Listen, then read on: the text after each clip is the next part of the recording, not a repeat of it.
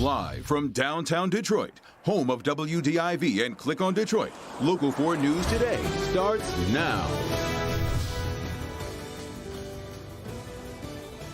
We're live in Ann Arbor at the Big House for Michigan versus Michigan State, but this is as close as I'm getting to that game. I've got details on the changes you'll see in Ann Arbor.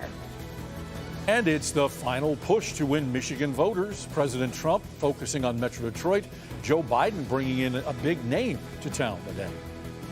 And we are off to a very cold start to our Halloween here. Looking at downtown Detroit across the river there. We got Paul Gross in this morning tracking our very freaky forecast. Good morning. It is 7 a.m. I am Rod Maloney. Priya has the day off today. And I'm Grant Herms. Thanks for joining us this morning on Local 4 News Today. And Rod, it's downright chilly out there, and we're in for a wild weekend. Yeah, it felt about 20 degrees colder than it really was yesterday. And, and yet come the end of next week, it's going to be gorgeous, right, Paul? Oh, I'm telling you, the end will justify the means. Believe me, by the end of next week, you're just going to be saying, oh, my gosh, I mean, this is November? Yeah. Well, you'll see that in the 7-day forecast coming up in about 10 minutes. But right now, let me get you out the door with some pretty chilly temperatures. As the guys were just mentioning, it's cold out there.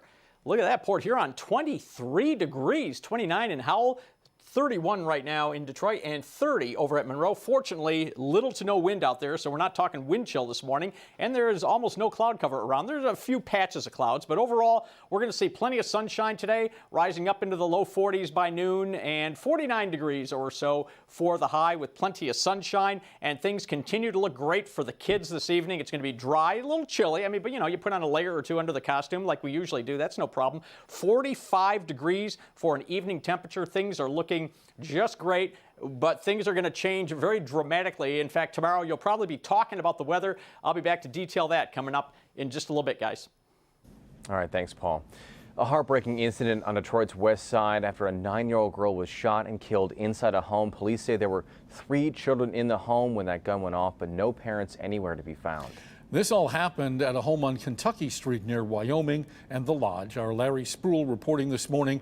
Police are calling this an accidental shooting. Police are calling this a very terrible accident. Now, what we do know is right now that a 9-year-old girl is dead. The family members devastated.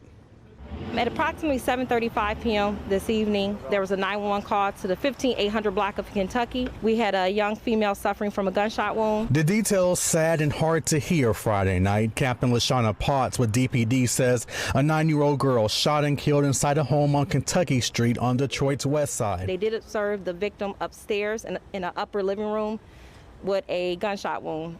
At the time, there were 2 other children in the home, 10 and under. There were no adults that were at the location. However, when the officers were investigating, 2 males did arrive at the location. Police say the 2 other kids inside the home are 10 years old and 5 years old. Right now, describing this as an accident, but the terrible news shook family members on the other side to the core. The 9-year-old, did she shoot herself or was she shot by? Right now, it's still under investigation. We believe that this was just an accidental shooting. Right now, we got a mother who's devastated, and we got siblings. For them, this is going to be the worst day of their life. This is the second shooting of a young child here in Detroit in just 1 week. 7-year-old Reginae Williams was shot in the head during a drive-by shooting Wednesday night. Police have this to say to the city of Detroit. Devastation. We don't never want to see this. We don't like gun violence, period, in the city of Detroit. But when you have babies that are dying at the rate that they're dying here, it affects us all. And the captain did mention the 2 men who arrived here at the scene after the shooting.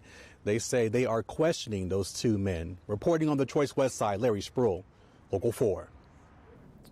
A barricaded gunman situation in Detroit ended last night after several hours after a man was shot. It happened on the city's east side on Concord Street near Hilldale and Sherwood. Police say the 42-year-old man was holding his girlfriend hostage. He was believed to be having a mental health crisis. Police entered the home and the gunman was shot once and taken to the hospital. He's in critical condition this morning. That hostage remained unharmed. Well, with only 3 more days until the election, the candidates are making their final push. Joe Biden will be in Michigan today campaigning with former President Barack Obama. They'll be holding a drive-in event in Flint at 1:45 this afternoon and then an event in Detroit at 5:30 this evening. On the Republican side, President Trump has 3 more events planned in Michigan before Election Day. Tomorrow, he'll be at a rally at 11 a.m. in Washington Township, and then on Monday, he'll be in Traverse City before holding a 10:30 p.m. rally at Ford International Airport in Grand Rapids. Now, President Trump back in Michigan. On Friday, he held a rally at Oakland County International Airport in Waterford. President telling supporters a coronavirus vaccine will quickly return life to normal. Our vaccine will eradicate the virus much more quickly and end the pandemic quickly, because we want to have our life restored just to normal. That's all we want. That's all we want, normal. We just want normal. Bring us back 7 months. That's what we want, right? And that's what the whole world wants. Now, the Trump campaign announcing yesterday the president's going to be holding 14 rallies across 7 states in the next 3 days. And the president's challenger, former Vice President Joe Biden, also spending his day campaigning in the Midwest, criticizing the president in St. Paul, Minnesota, for how he's handled the coronavirus.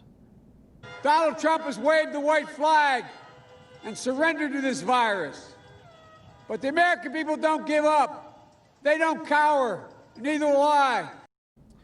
And for the very latest on the president's visits and Joe Biden's visits, head on over to clickondetroit.com. And for the 3rd straight day, the state reporting more than 3,000 new cases of the coronavirus. There are 3,168 new cases confirmed over the past 24 hours, with 11 new deaths. And at the national level, the U.S. has now recorded 9 million total cases, according to data from Johns Hopkins University. In other headlines, the CDC has announced it will not be extending its no-sail order on cruise ships and instead replace it with a less restrictive conditional sailing order. The new order will allow ships to sail as long as they can be shown they're safe. Well, it's 7:06 and happening today. Southfield Parks and Recreation is hosting a socially distant book and boo. Different names, all still for the same fun. It's going to be held at the Bedford Woods Park on Lathrop Drive, north of 12 Mile. Children and their families invited to meet Halloween characters and trick or treat. Participants will be given a 1-hour time slot to maintain a limited capacity.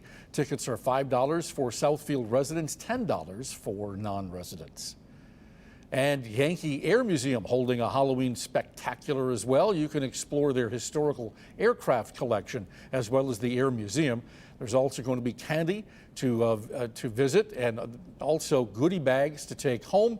It's at the Willow Run Airport hangar. They're going to be socially distanced there, of course. Time slots are 10 a.m., 12 p.m., and 2 p.m. Tickets are $15 for adults, $1 per child. Members are free.